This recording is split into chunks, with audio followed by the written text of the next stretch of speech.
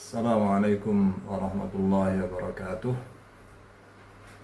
Innal hamdalillah nahmaduhu wa nasta'inuhu wa nastaghfiruh wa na'udzu bihi min shururi anfusina wa sayyiati a'malina. May yahdihillahu fala mudilla lahu wa may yudlil fala hadiya lahu. Wassalatu wassalamu ala Rasulillah Muhammad ibn Abdullah wa ala alihi wa sahbihi wa mawala wa ba'd. Para pemirsa sekalian, selamat jumpa kembali dengan kami di channel ini. Mudah-mudahan pemirsa sekalian senantiasa dalam lindungan Allah Subhanahu wa taala, juga senantiasa diberi kebaikan, keberkahan, nikmat dan rahmat oleh Allah Subhanahu wa taala.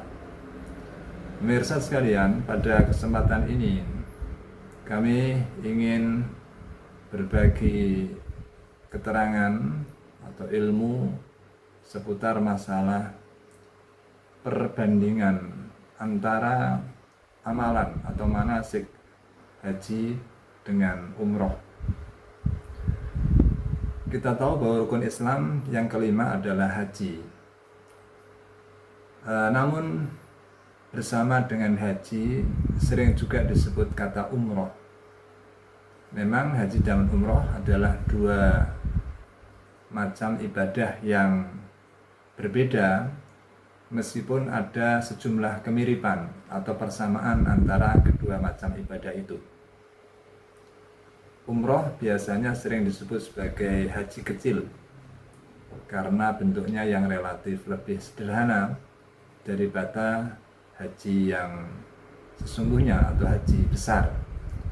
Supaya kita mendapat perbedaan yang jelas antara umroh dan haji atau haji dan umroh, maka pada kesempatan ini saya ingin mencoba untuk menjelaskan bagaimana sih sebetulnya amalan-amalan di dalam ibadah haji. Dalam ibadah haji, beberapa amalan ada yang sama dengan umroh, tapi beberapa yang lain ada yang berbeda. Dalam hal ini mungkin perlu kita jelaskan bahwa haji itu dilaksanakan pada waktu tertentu, di mana puncaknya adalah terjadi pada tanggal 8 sampai 13 Dzulhijjah dan melibatkan beberapa aktivitas di beberapa tempat. Dan amalan-amalan haji itu atau manasik haji, bentuk-bentuk ibadah haji itu bisa dikelompokkan ke dalam 3 kategori. Yang pertama adalah kategori rukun, yang kedua kategori amalan wajib, yang ketiga adalah kategori amalan sunnah. Apa perbedaan antara rukun, amalan wajib, dan amalan sunnah? Rukun itu adalah amalan yang tidak bisa tidak harus dilakukan, dan jika tidak dilakukan meskipun hanya satu, maka batallah ibadah itu. Sehingga rukun itu adalah sesuatu yang menentukan keabsahan suatu ibadah. Jika rukun ditinggalkan, maka ibadah itu menjadi tidak sah alias batal.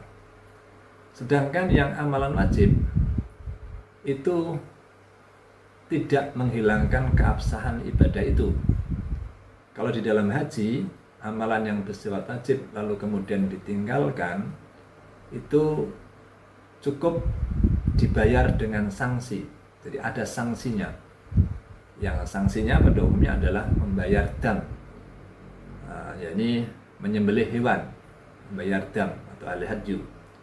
Itu jika amalan-amalan wajib ini ditinggalkan, maka hajinya tetap sah, tetapi sebagai gantinya orang yang melakukan pelanggaran terhadap kewajiban haji tadi harus membayar dam, yaitu menyembelih kambing. Kemudian amalan yang sunnah, ini adalah amalan yang menjadikan haji itu lebih baik, afdol. Tapi seandainya ditinggalkan, tidak apa-apa, tidak mempengaruhi keabsahan ibadah itu, juga tidak ada sanksi membayar dam dan semacamnya. Jadi ini adalah 3 bentuk amalan yang perlu kita pahami. Di dalam haji banyak sekali amalan-amalan. Ada yang masuk dalam kategori rukun, ada yang masuk dalam kategori amalan wajib, ada yang masuk dalam kategori amalan sunnah. Secara sepintas mari kita sebut apa amalan-amalan di dalam haji yang masuk dalam kategori rukun haji. Yang pertama adalah ihram. Yang kedua adalah wukuf di Arafah. Yang ketiga adalah tawaf haji atau tawaf ifadah. Yang keempat adalah sa'i.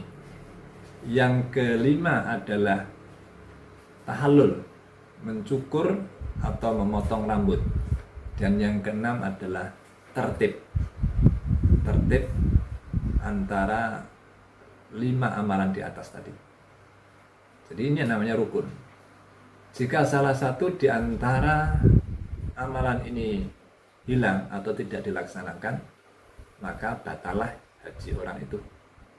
Yaitu pertama tadi ihram, kemudian wukuf di Arafah, yang ketiga tawaf ifadah atau tawaf haji, kemudian yang keempat adalah sa'i antara Safa dan Marwah, yang kelima mencukur atau memotong rambut, yakni tahallul, kemudian yang keenam adalah tertib. Kalau dibandingkan dengan umroh, maka hampir mirip. Yang berbeda hanya satu rukun yang tidak ada di umroh, yaitu wukuf. Jadi dilihat dari rukun ibadah, maka perbedaan antara haji dan umroh hanya pada satu rukun, yaitu wukuf. Di haji ada wukuf, tetapi di umroh tidak ada wukuf. Ini dilihat dari segi rukun. Tetapi amalan haji juga ada amalan-amalan yang lain yang bersifat wajib. Jika ditinggalkan, ini tidak mengakibatkan batalnya ibadah haji. Tetapi jika ditinggalkan, ini mengharuskan orang yang meninggalkan untuk membayar dam sebagai sanksi atau denda.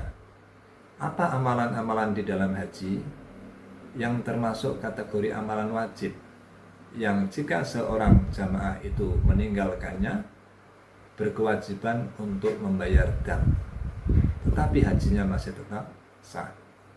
Yaitu yang pertama, melakukan ihram dari miqat yang ditentukan oleh Rasulullah.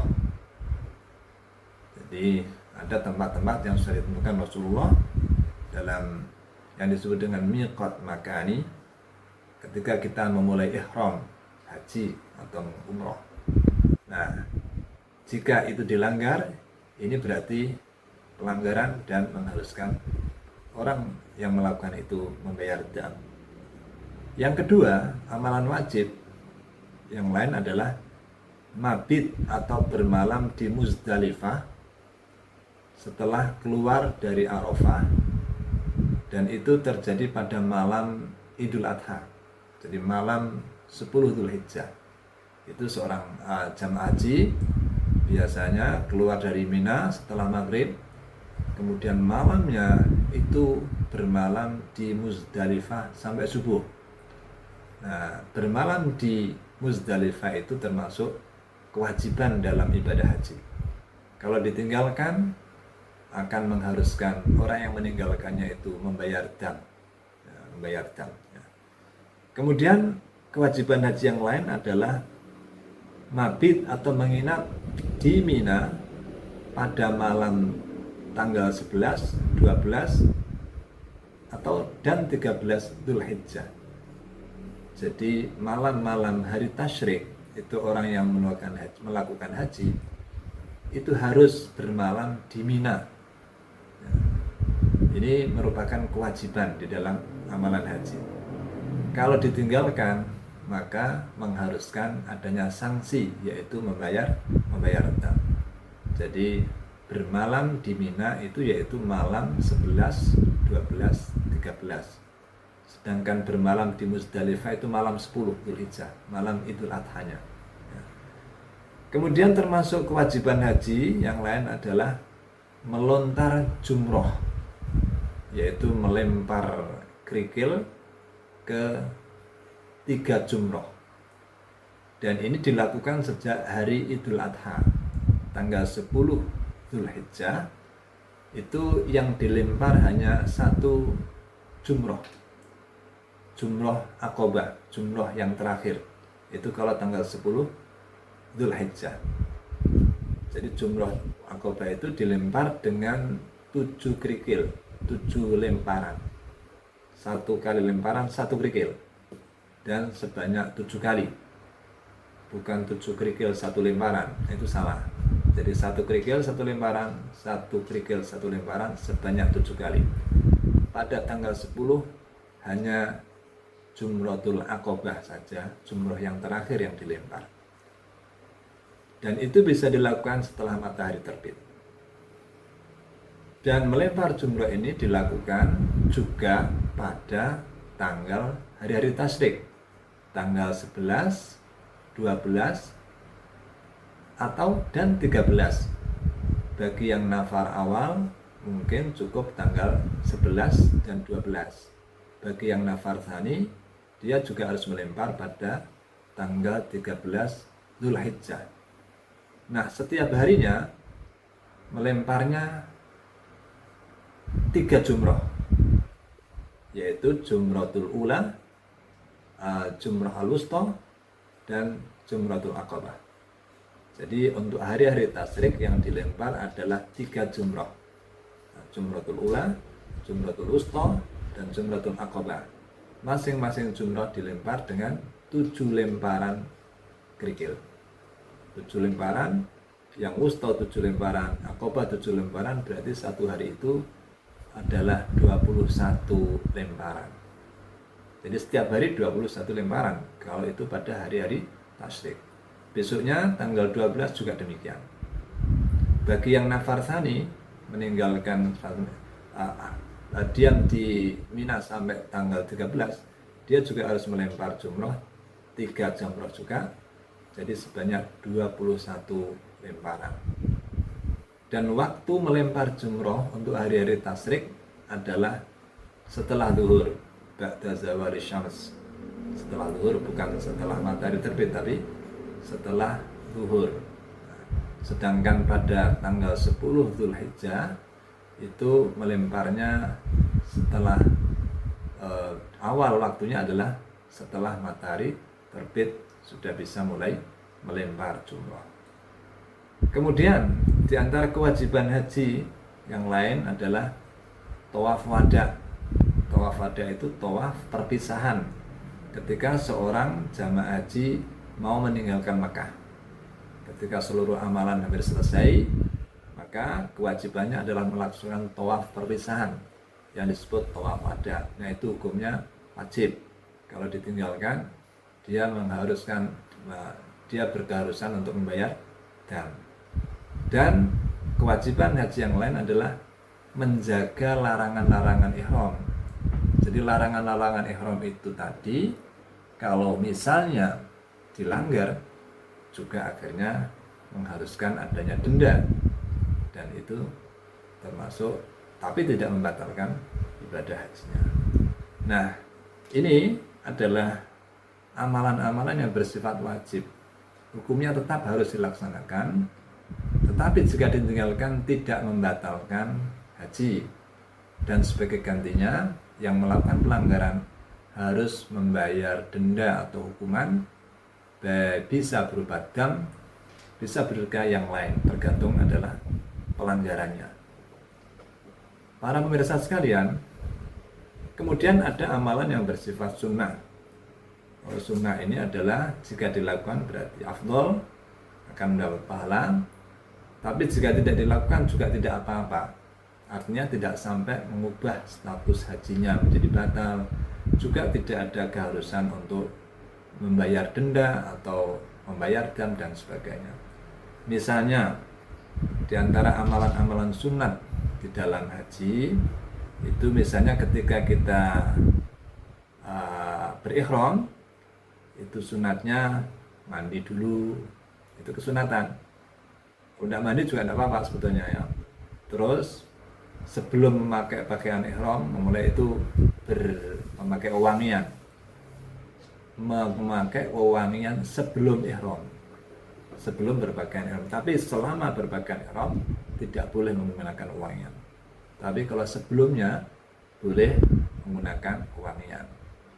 Kemudian bisa juga termasuk kesunatan memperbanyak membaca talbiyah, labbaik Allahumma labbaik, ya, di berbagai kesempatan, khususnya pada ketika perubahan aktivitas, misalnya naik kendaraan jalan, talbiyah, kemudian turun talbiyah, kemudian naik suatu tempat membaca talbiyah, bertemu dengan jamaah yang lain talbiyah. Nah, itu disunatkan. Kalau tidak ya nggak apa-apa, karena memperbanyak talbiyah itu adalah sunnah. Kemudian yang lain lagi adalah tawaf kudum. Tawaf kudum adalah tawaf saat kita datang pertama kali di Masjidil Haram. Tapi tawaf kudum ini bagi sunnah bagi orang yang melakukan haji ifrad dan haji qiran. Karena orang yang melakukan haji ifrad dan qiran itu setelah ihram urutannya adalah wukuf. Nah, kalau dia sempat melakukan tawaf kudum itu sunnah.